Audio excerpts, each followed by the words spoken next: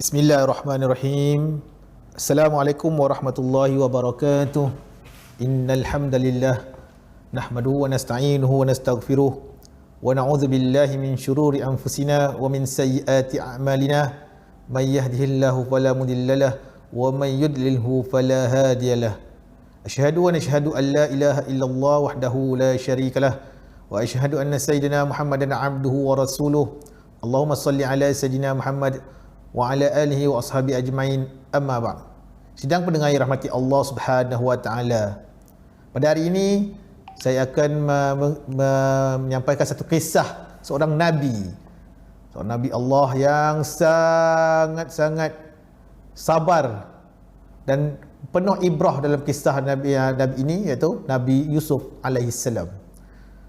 Kisah Nabi Yusuf alaihi salam ini telah dirakam oleh Allah Subhanahu wa taala di dalam surah Yusuf.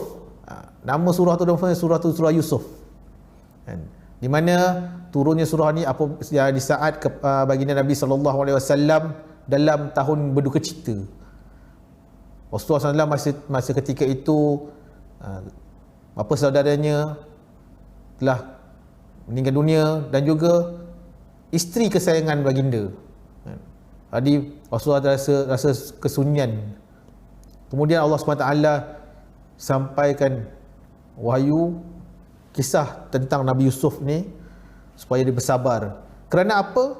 Kerana kisah Nabi Yusuf ni banyak ibrahnya, bukan saja daripada individu je, tapi dari konteks kekeluargaan sehinggalah pada pemerintahan negara. Itulah dia Nabi Yusuf, bagaimana dia menghadapi ujian demi ujian. Lepas satu ujian dan dia berhadapi dengan penuh ketabahan, kesabaran.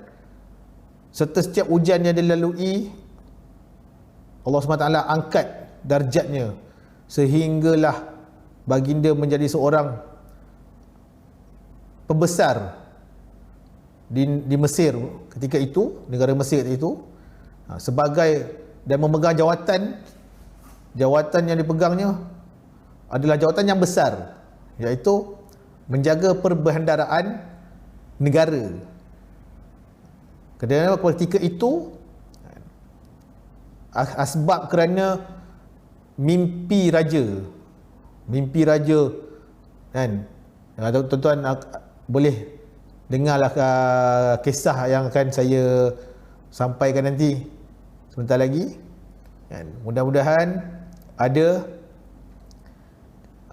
manfaatnya untuk kita dan kita fikirkan dan kita dapat amalkan segala ibrah yang ada dalam kisah Nabi Yusuf sebentar lagi. Nabi Yusuf alaihi salam.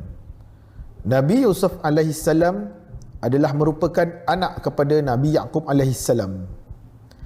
Baginda adalah putera ketujuh daripada 12 putera-putera Nabi Yaqub alaihi salam.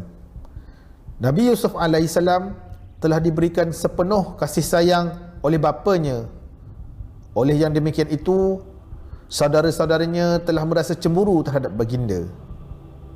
Suatu hari, Nabi Yusuf AS telah bermimpi 11 bintang, matahari dan bulan telah sujud kepada baginda. Seperti firman Allah dalam surah Yusuf ayat 4. Sesungguhnya aku melihat 11 bintang dan matahari serta bulan kesemuanya sujud kepadaku.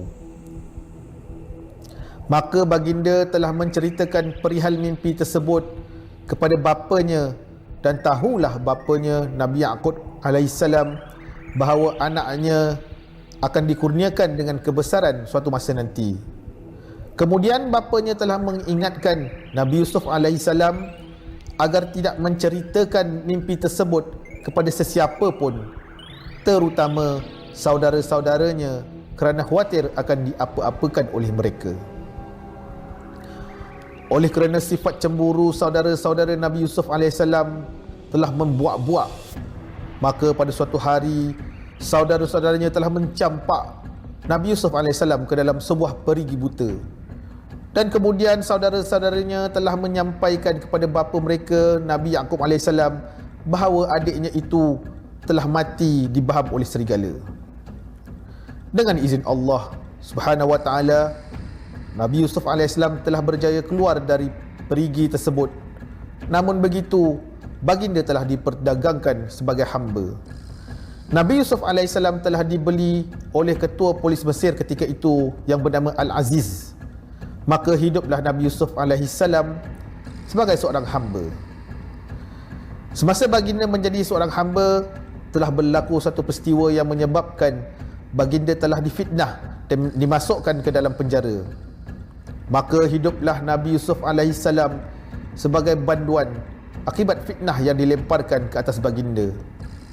Namun begitu, baginda tetap bersabar dan menghadapi ujian tersebut.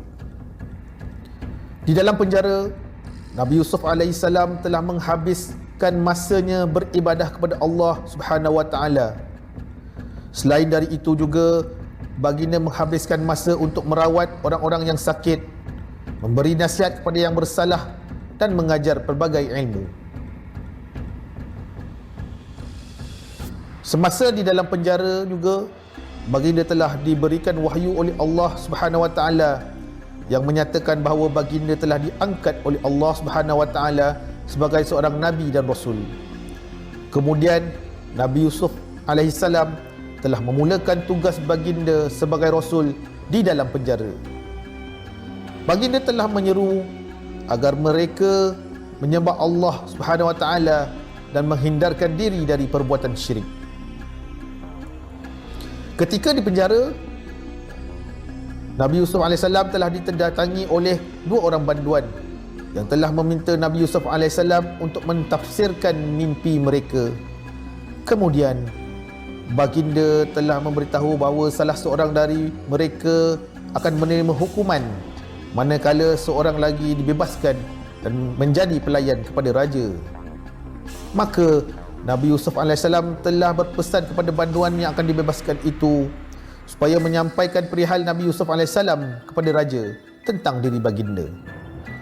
Namun begitu, apabila dibebaskan, dia telah terlupa akan pesanan Nabi Yusuf AS, maka tinggallah Nabi Yusuf AS di dalam penjara dalam tempoh waktu yang lama.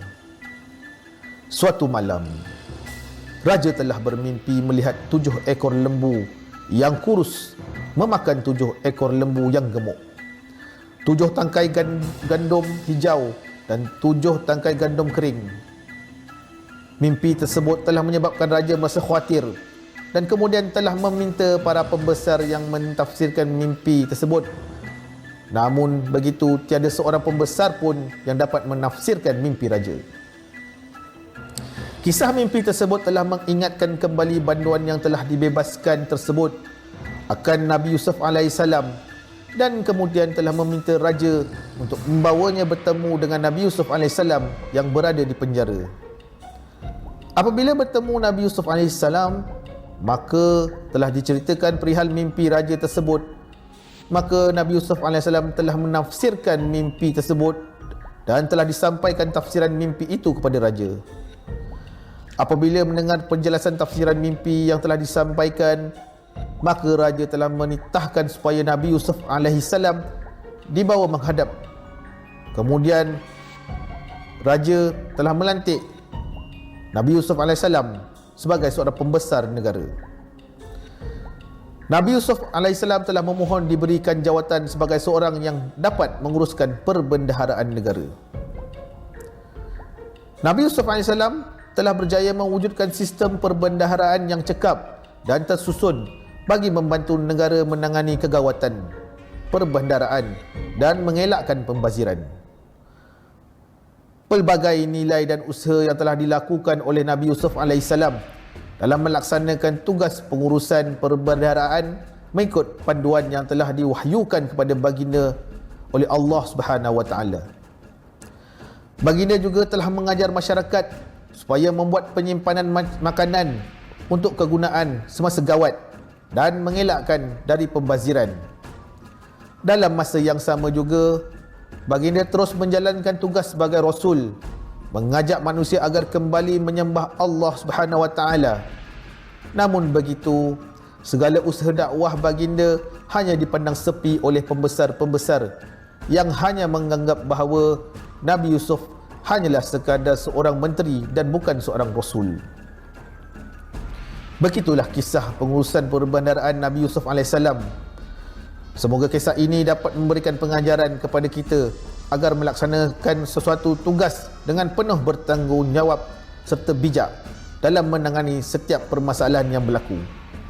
Selain dari itu juga, peranan seorang ketua bukan sahaja memastikan segala tugas yang dilakukan dapat dilaksanakan dengan penuh bertanggungjawab, malah perlu memastikan setiap orang yang berada di bawah juga bersifat takwa kepada Allah Subhanahu wa taala.